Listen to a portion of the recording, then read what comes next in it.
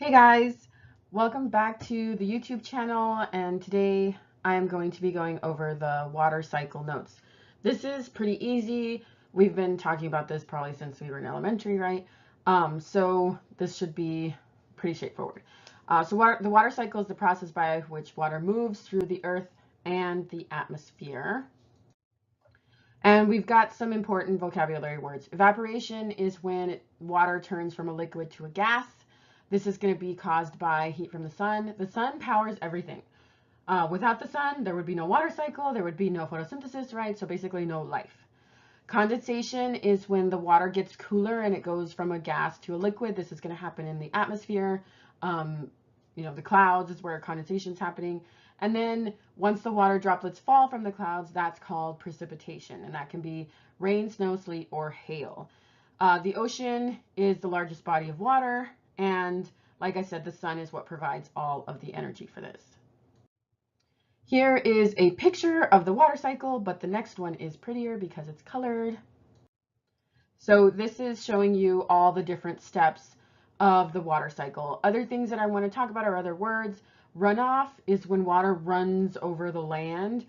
This can cause weathering and erosion, right? But it's basically when the water's flowing off the land and then it goes into a bigger body like a river, or a lake, a stream, and then eventually the ocean.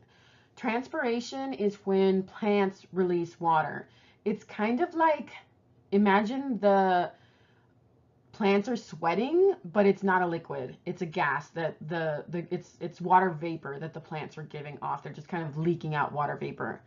And then we've got the ocean down here, which again is the largest body of water. 75% of the Earth's surface is covered by oceans. Here is another view of the hydrologic cycle. What I want to point out here is an aquifer. So an aquifer, if you look at this, I'm going to color it in blue. All of this is blue here. Okay. An aquifer is water underwater. And a lot of people think that an aquifer is like this big bubble of water underground, and it's not. It's water in between rock and sediment. So it's kind of like muddy, in other words. I have a bottle that has marbles in it that demonstrates an aquifer, which is back there where all the toys are at. And then you'll notice here, I'm going to kind of shade it in black. This is bedrock right here, okay? And so we can have an aquifer under that, which is called a confined aquifer. So we can have basically it separated from other water. But that's groundwater. So groundwater is underground. Surface water is on the surface. If you look at the well that's right here, we can drill wells that go down deep enough to get to the aquifer, and then we can pump water out that way. Like you might know somebody who has a ranch and they have a well on their ranch. Like my aunt has a well on her ranch, and that's where they get water from. So that's groundwater. Here we talk about recharge zone or watershed. So think of like your cell phone, right? When your cell phone runs out of battery, you plug it in and it gets energy from the outlet and it recharges itself. The same thing happens with all water sources. We're talking about like the Rio Grande, the Maverick County Lake. Any water source has to get recharged somehow. And the way that it gets recharged is from a watershed. So imagine a really big bowl, and we can say, well, the really big bowl is all of Eagle Pass.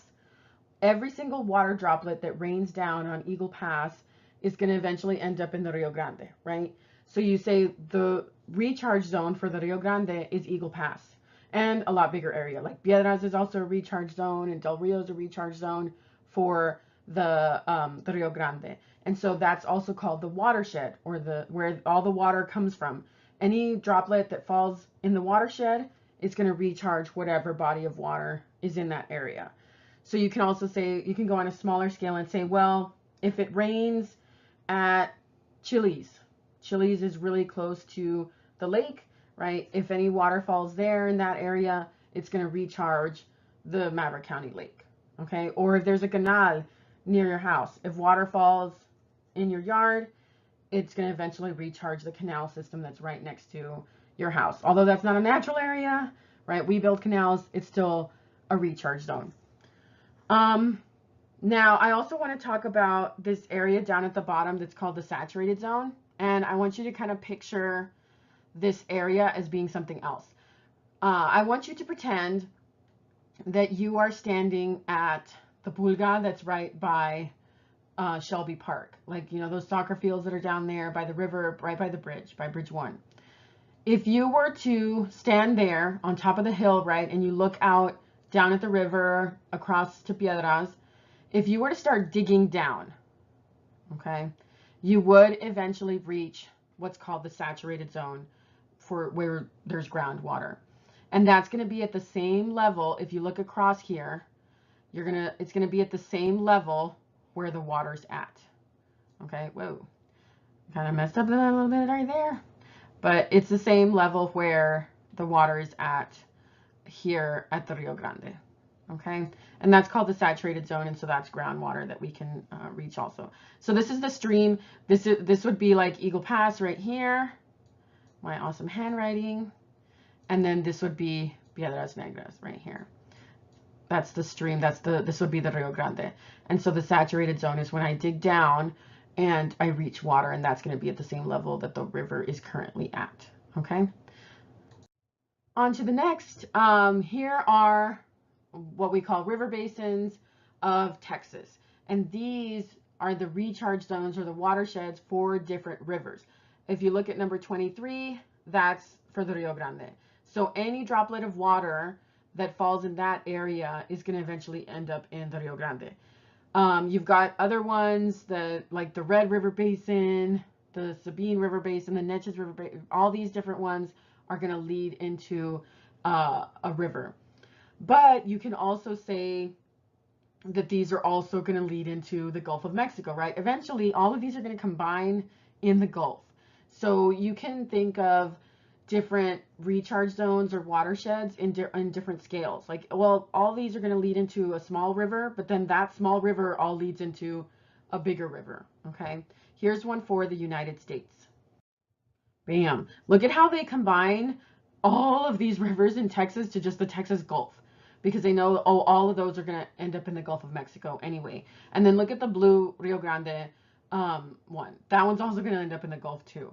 So it just depends. Look at the lower Mississippi and the upper Mississippi.